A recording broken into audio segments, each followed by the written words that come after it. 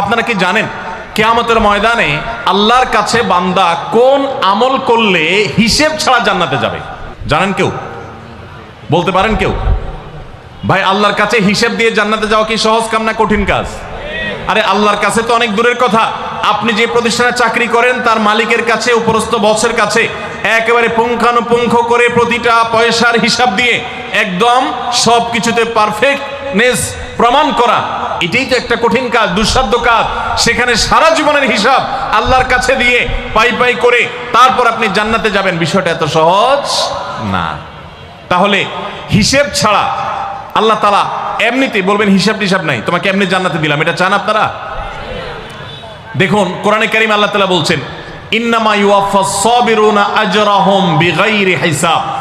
আল্লাহ বিনিময় দেওয়ার ক্ষেত্রে, সওয়াব দেওয়ার ক্ষেত্রে দুনিয়াতে যারা সবরকারী হবে, যারা ধৈর্যশীল হবে, যারা